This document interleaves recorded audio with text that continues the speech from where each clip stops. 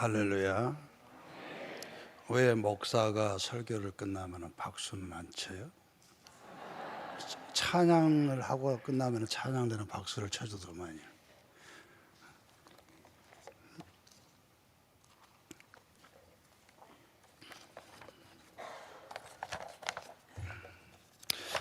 우리 서로 한번 이렇게 인사합시다. 당신은 하나님의 평안입니다. 나보고 하지 말고 옆 사람 보고.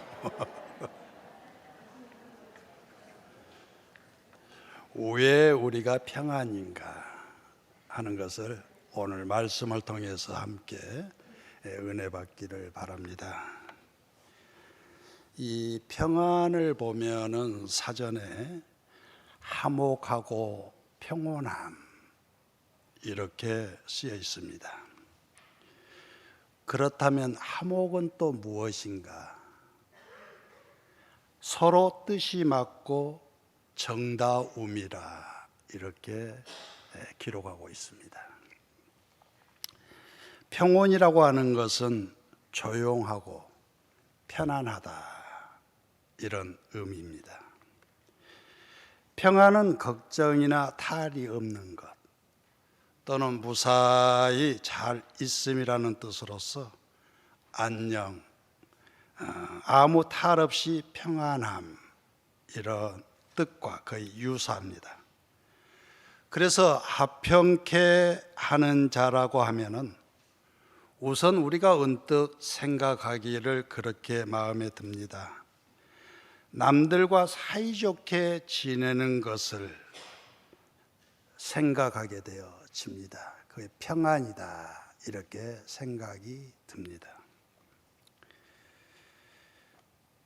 이 화평이라고 하는 것은 걱정이 없는 내적인 심리 상태 이렇게 생각하는 경향도 있습니다.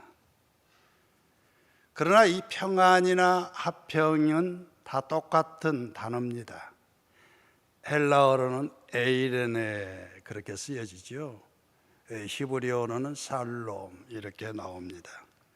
그래서 이 에이레네라고 하는 평안, 평화는 이 스토아 철학에서 고요함, 또 세상으로부터 운둔이 아니고 명상으로부터 오는 평온함으로 생각하지도 아니하고 있다는 겁니다.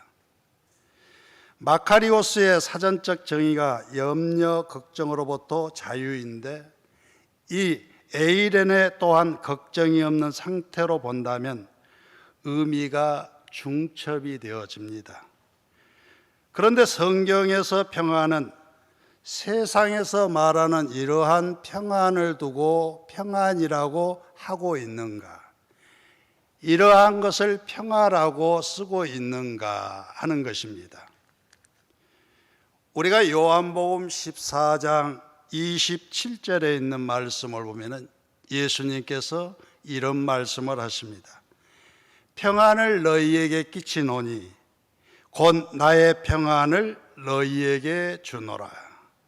내가 너희에게 주는 것은 세상이 주는 것 같지 아니하니라. 너희는 마음에 근심하지도 말고 두려워하지 말라 이렇게 기록하고 있습니다. 예수님께서 주시는 이 평안, 세상이 주는 것과 같지 않다라고 분명히 말씀하고 있습니다. 세상에서 말하는 걱정과 탈이 없는 것으로 평안이 아니라는 뜻을 담고 있는 거예요. 그래서 내가 주는 것은 세상이 주는 것과 같지 않다. 그렇다면 성경이 말하는 평안은 진짜 무엇일까?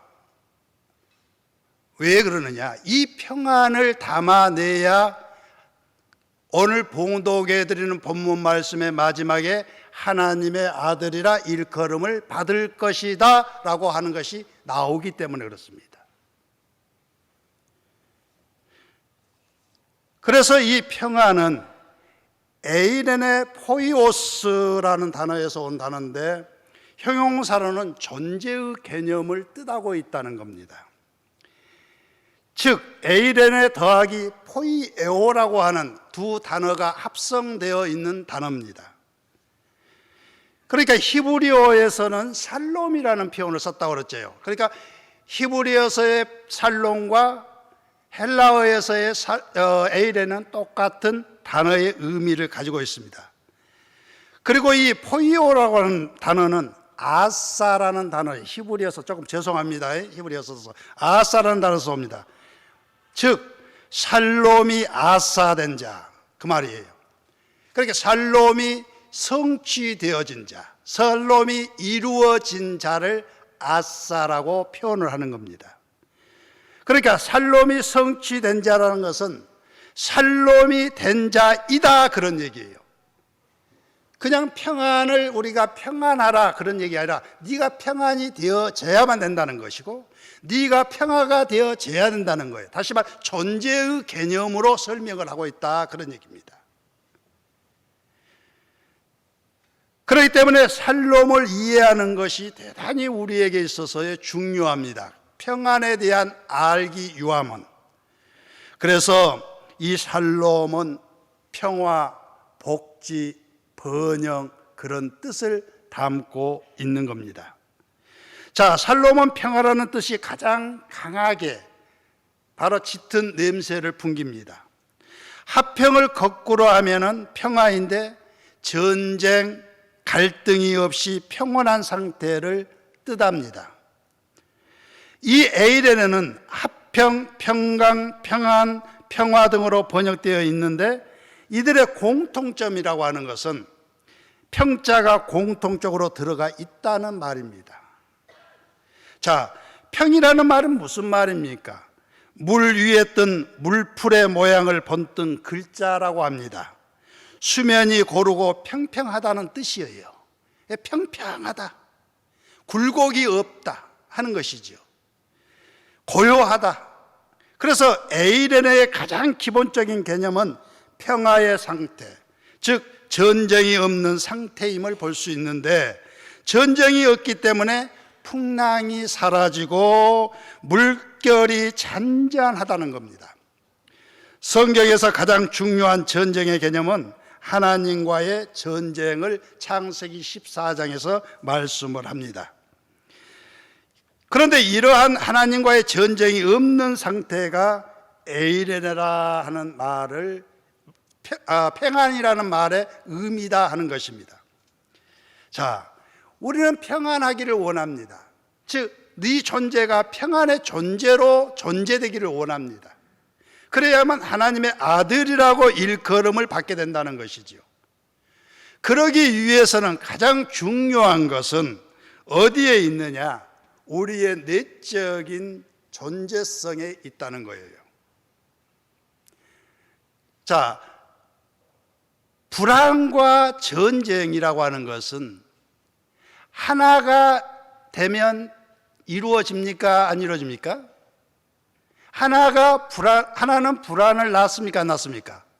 하나라고 하는 것은 전쟁이 있습니까? 없습니까? 없지요. 반드시 전쟁은 둘이 있어야만이 전쟁이 납니다. 하나는 절대로 전쟁이 없어요. 그렇기 때문에 하나 자체는 전지성을 얘기하고 하나님의 존재성을 얘기하고 있는 것이지요. 그래서 이 하나는 평온입니다. 그러나 하나가 되지 못하고 둘로 쪼개질 때에는 반드시 여기에는 전쟁이 일어납니다. 여기에는 다툼이 일어납니다.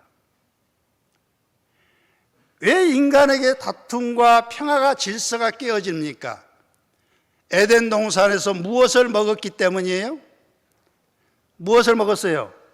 선악과, 선과 악이라는 두 주류로 분리되어 버렸기 때문에 그래요. 만약에 생명나무의 열매를 먹었으면 그럴 수 있어요, 없어요? 평화가 있어요, 없어요? 평화가 있지요. 안식이 있지요. 그런데 두 개로 갈라져 버리니까 그때부터 전쟁이 일어나게 되어지는 것입니다.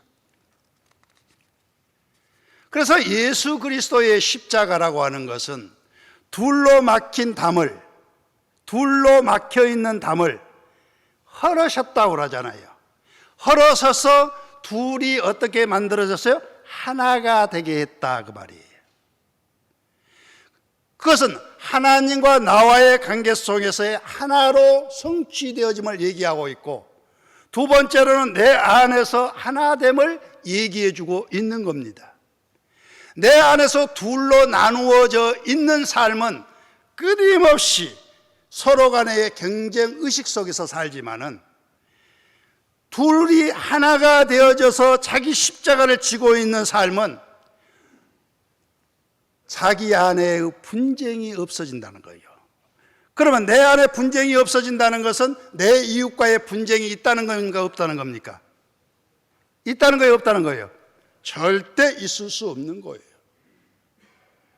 내 안에 안식이 있는 사람은 절대로 남에게 불안을 주지 않습니다. 내 안에 안식이 없기 때문에 그들에게 불안을 주는 것이지요. 그러니까 둘로 막힌 담이 하나로 이루어지는 이 사건. 그래서 이번에 종료주의잖아요. 오늘이 종료주의고 고난주간이잖아요. 십자가를 앞에 두고 가는 지금 길입니다. 그래서 바울은 그런 얘기를 했는가 봐요. 나는 날마다 십자가를 진다 하는 것은 둘로 막힌 담을 하나로 연합하여, 그래서 형제가 연합하는 것이 얼마나 좋은 일인가 그러잖아요. 좋은 일인가. 제가 우리 어머니가 지난주 수요일 날 돌아가셨어요. 그리고 천국 한송식 다 하고 그제 왔네요. 그제 금요일 날 저녁에 늦게 이제 와서 어제 조금 쉬고 그랬는데, 오늘 주일 예배를 드리면서 웬 말인가라고 하는 찬송을 불렀어요. 눈물이 어떻게 쏟아지는가? 왜 눈물이 나느냐? 어머니를 보내서 눈물이 난 것이 아니라 예수님의 십자가라고 하는 의미를 다시 깨닫게 됐다는 거예요. 예수님께서 십자가를 지신 마음, 자리, 그 십자가를 지셨던 어머니의 신앙의 여정을 내가 돌아본 것이에요. 그러면서 나를 돌아보는 거예요. 나는 과연 내가 십자가를 진다고 하면서 십자가를 지금 지고 가고 있는가? 십자가를 졌다면 지금 나의 삶이 이렇게는 아니 되겠지. 아직도 나는 십자가를 멋으로, 치장의 하나의 도구로 사용하고 있지 않느냐. 그 마음이 찔러옴이 너무 아파서 이 웬 말인가를 부르면서 눈물을 푹푹 쏟았습니다. 십자가를 진다는 것은 어머니가 자식을 위해서 헌신하고 봉사하고 섬기고 모든 것을 내려놓고 행하는 그 행함 자체가 알고 보니까 십자가가 아니면 이룰 수 없는 여정이더라는 거예요. 길이더라는 거예요.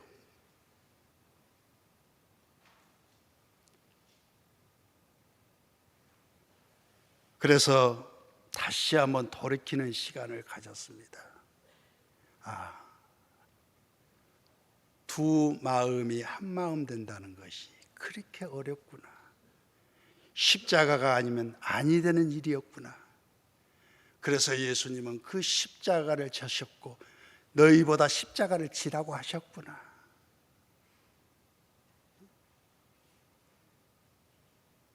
아버지의 마음은 십자가를 지지 않고서는 흘러나올 수 없음을 알았기 때문에.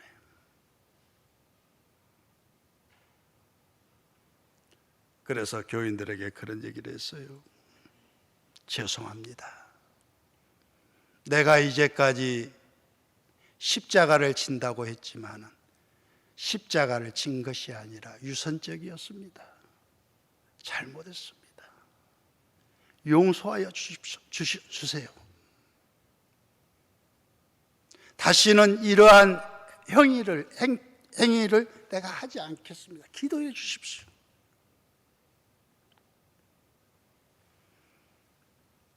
그리고 함께 아멘을 했습니다. 사랑하는 우리 강진읍교회 성도 여러분, 우리는 평안을 끼치려고 하는 사람이 아닙니다. 사랑을 하려고 하는 사람이 아닙니다. 이미 그리스도 예수 안에 있는 자들은 새로운 피조물이라고 했습니다. 사랑이 되어진 자입니다. 평안이 되어진 자들입니다. 이제 그 평안을 끼치면 되는 겁니다. 함께 나누면 되는 겁니다. 섬기면 되는 겁니다. 다만 내가 현재 깨닫지 못하고 있는 것뿐입니다. 그렇기 때문에 조금 깨닫지 못하는 사람을 우리는 정죄할 이유도 없는 거예요. 내가 먼저 조금 깨닫는 것뿐입니다. 먼저 사랑으로 담아내고 서로 품어서 하나님의 나라를 이루어가는 것, 그것이 아버지의 간절함 아닙니까? 그 일선에 존재되어 있는 것이 누굽니까? 세워져 있는 것, 시스템이 세워져 있는 존재들은 누굽니까? 오늘 여기에 있는 저와 여러분들입니다.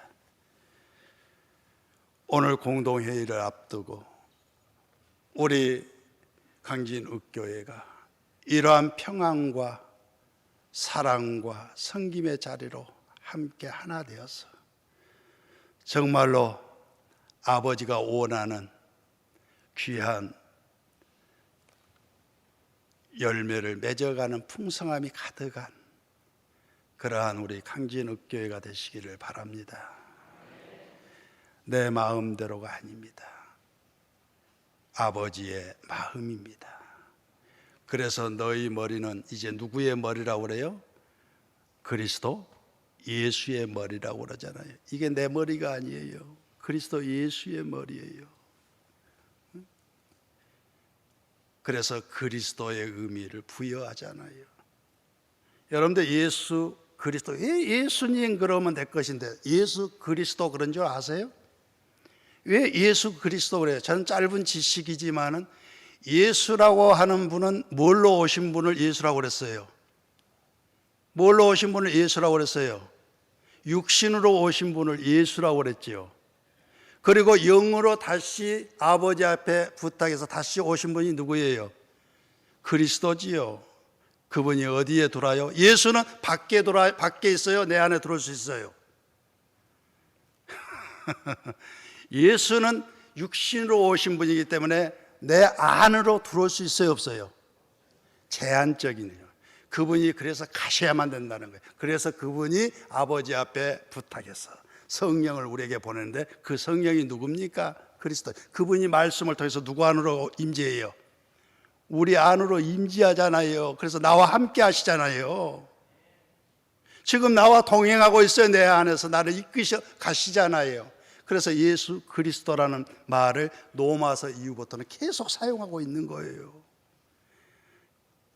이게 사람의 순서적인 것이 이러한 변화를 가르쳐 오는 것이죠. 변화적인 것을 얘기하고 있는 거죠.